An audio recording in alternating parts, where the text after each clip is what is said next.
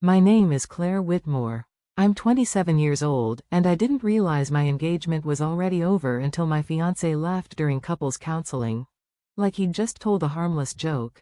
While explaining that the main reason he stayed with me was because being single at his age felt depressing. I didn't cry. I didn't interrupt him. I didn't even shift in my seat.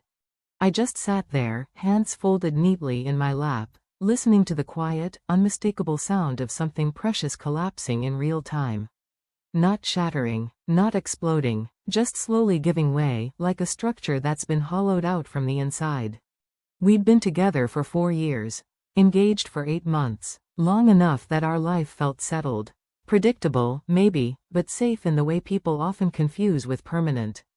The kind of relationship people nodded approvingly at. The kind that made our parents relax. The kind that looked solid from the outside. It was his idea to go to counseling.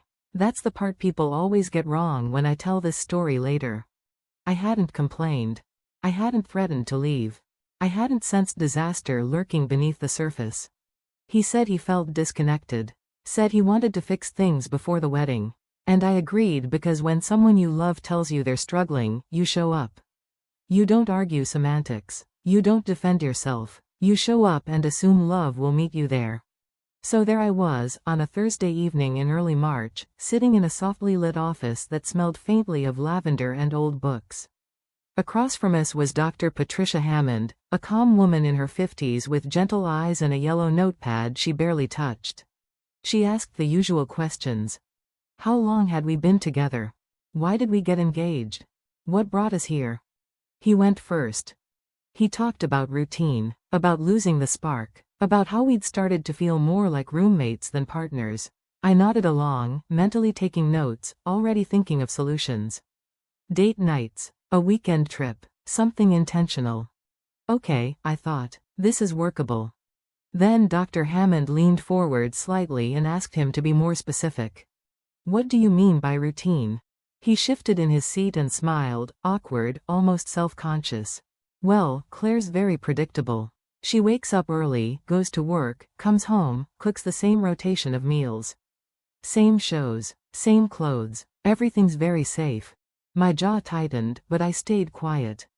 Dr. Hammond nodded gently. And how does that make you feel?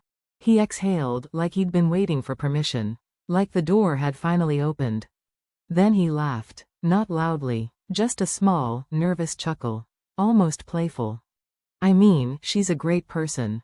Reliable, stable, the kind of woman your mom loves. He shrugged. But she's kind of plain. Heat rushed behind my eyes, sharp and sudden. Still, I didn't speak. And honestly, he continued, still smiling, still casual, I think the main reason I stayed is because being single at my age is depressing. The words landed heavy, final. He laughed again, like he expected agreement. Like this was normal couples therapy honesty. Dr. Hammond didn't laugh. She turned to me instead. Claire, how are you feeling hearing this? I looked at my fiancé. He was still smiling. That same smile he wore when he thought he was being charming. The one that told me he genuinely did not understand what he'd just destroyed. I think this session just fixed everything for me, I said quietly.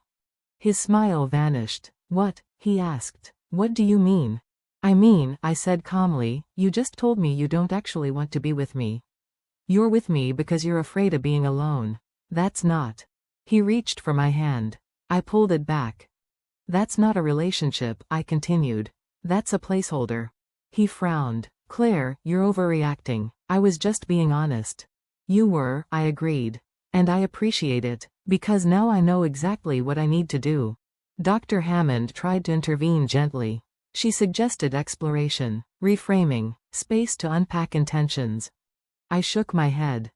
I'm not interested in convincing someone to want me, I said. And I'm not interested in being the safe option someone settles for. The room went quiet. When the session ended, I stood, thanked the therapist, and walked out. I didn't look back. The parking lot was nearly empty. The sun had already dipped behind the buildings, leaving that flat gray-blue light that makes everything feel unfinished. I walked faster than I meant to, keys clenched in my fist, chest tight like something had lodged itself between my ribs. Claire, wait. I didn't turn around. Claire, please. His footsteps hurried behind me. I stopped beside my car and pressed the unlock button just to hear the click. Proof that I still had control over at least one small thing. I didn't mean it like that, he said quickly. You know that, right? I turned and really looked at him. His face was flushed. His eyes darted, already trying to patch the damage, not because he understood it, but because he could feel consequences coming. Then how did you mean it? I asked. He ran a hand through his hair. I was just being honest. Therapy's about honesty. You can't punish me for that. I'm not punishing you, I said. I'm listening to you. That's not fair, he snapped. You're twisting my words. You said you stayed because being single at your age is depressing, I replied evenly. You laughed while you said it. Silence. I didn't think you'd take it so personally, he muttered. That sentence did it. I'm engaged to you, I said. How could I not take that personally? He reached for my sleeve. I stepped back. Come on, he said. We've built a life together. 4 years. You're really going to throw that away over one badly phrased comment? You didn't phrase it badly, I said. You phrased it honestly. He hesitated, just for a fraction of a second. But it was enough. I need space, I said, getting into my car. Don't follow me. I drove away. I went straight to Maya's place. She opened the door, took one look at my face, and didn't ask a single question. She just pulled me into a hug so tight it knocked the breath out of me. We sat on her couch while I told her everything. The laughter, the words, plain, settling, echoing like they'd been carved into my skull. That's not honesty, Maya said when I finished. That's contempt. He thinks I'm overreacting, I whispered. Of course he does, she said. People always minimize the damage when they're the ones holding the knife. I didn't sleep that night. My phone buzzed nonstop. Missed calls, messages. Please call me. You're being unreasonable. We need to talk this through. I turned it off around midnight. The next morning, I went back to the apartment while he was at work. Our apartment. I moved through the rooms like a ghost, noticing all the things I'd stopped seeing. His shoes kicked off by the door, his coffee mug in the sink, the jacket he always draped over the chair instead of hanging up. I packed quietly. When I finished, I stood in the living room and looked around. It already felt different. I called him. Your things are packed, I said. You can pick them up tonight or I'll drop them at your sister's. There was a sharp inhale on the other end. You're serious? I've never been more serious. This is insane, he said, over one comment. It wasn't one comment, I replied. It was the truth. He came over later. We sat across from each other with boxes stacked between us like a boundary neither of us acknowledged. I'm sorry, he said. I didn't mean any of it. You did, I said. You just didn't expect me to hear it. What about the wedding? He asked weakly. I'll eat the cost, I said. Consider it tuition. For what? For learning this before it was legally binding. He left in 2 trips. No goodbye, just the sound of the door closing. For the first time in years, the apartment was silent. Not peaceful, just empty.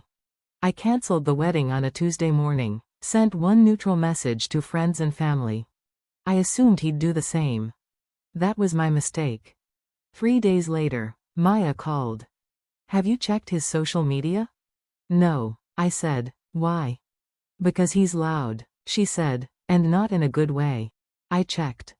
Quotes, subtle accusations, stories about honesty and emotional maturity, comments flooding in with sympathy. I set my phone face down. I'm not responding, I said. Anyone who knows me knows the truth. Maya hesitated. There's more. And that's when I realized, walking away was only the first part of the story. I sighed. Of course there was more. His sister was the one who called me first, not him, not an apology, not a moment of reflection. His sister.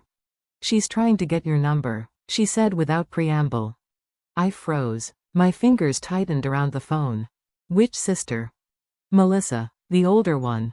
That surprised me more than it should have. I'd always liked Melissa. She was practical in a way that bordered on blunt. The kind of person who didn't dress things up to make them easier to swallow. She never played the polished relationship performance game her brother did. She saw things as they were, even when that made her unpopular.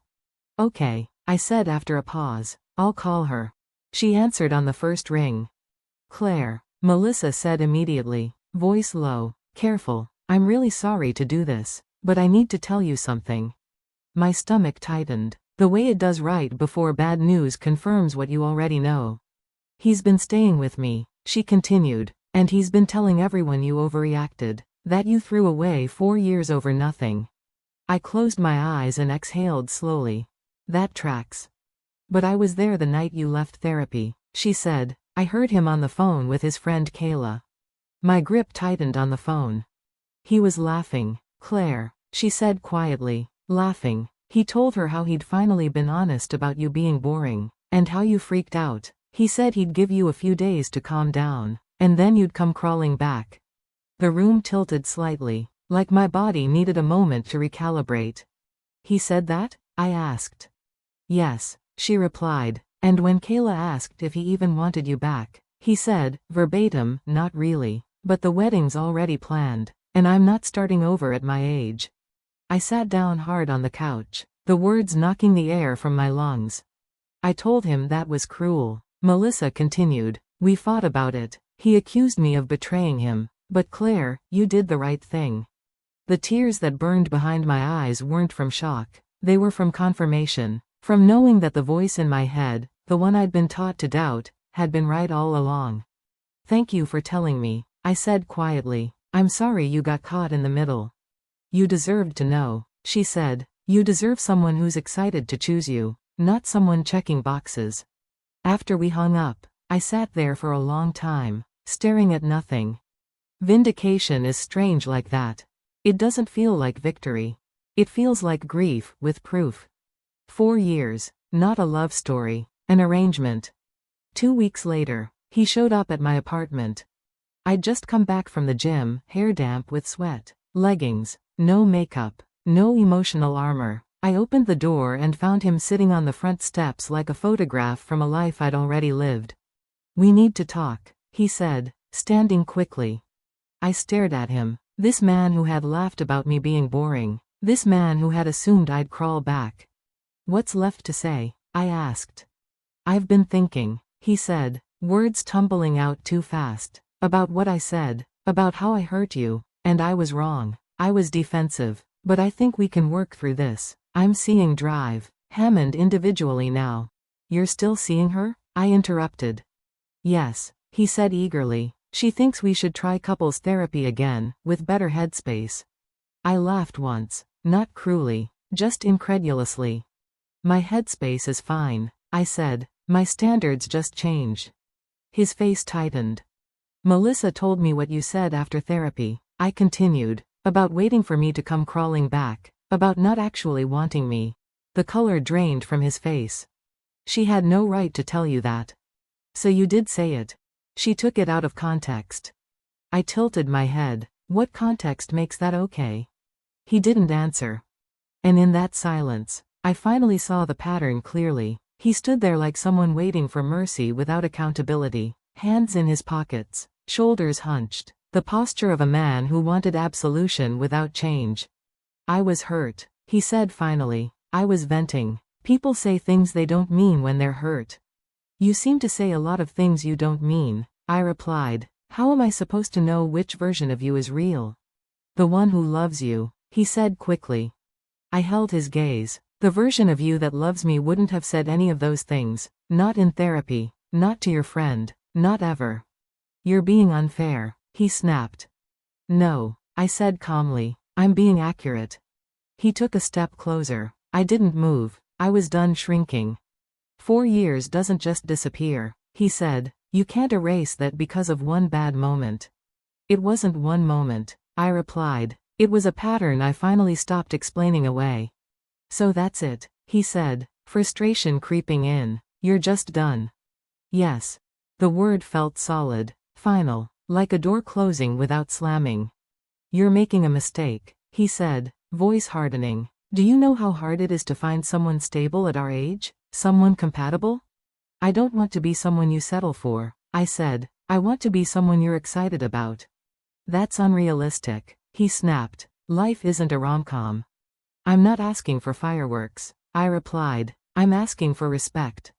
For a split second, I saw panic flicker across his face. You'll regret this, he said. You'll see. Maybe, I said quietly, but I'd rather regret leaving than regret staying. I turned toward the building. Claire, he called. Everyone makes mistakes. I didn't turn around. It wasn't one mistake, I said. It was 4 years of you tolerating me instead of choosing me. I went inside and closed the door. That night, I slept better than I had in months, not because I wasn't sad, but because I wasn't confused. The smear campaign faded slowly. His posts grew less pointed, then sporadic, then disappeared entirely. Melissa told me he'd started dating again, someone spontaneous, someone exciting. I wished him well. Excitement doesn't fix emptiness, it just distracts from it. I started doing small things differently, said yes more often, took a weekend trip with Maya, signed up for a hiking group on a whim, picked up my guitar again, the one I'd stopped playing after he joked it was just a phase. Turns out, it wasn't. Dr. Hammond reached out and suggested individual sessions. In our first meeting, she said something that settled deep in my chest. He told you who he was, she said, and you believed him. I keep wondering if I overreacted, I admitted. You didn't, she said, you chose self-respect. 2 months later, my life felt lighter, not perfect, just honest.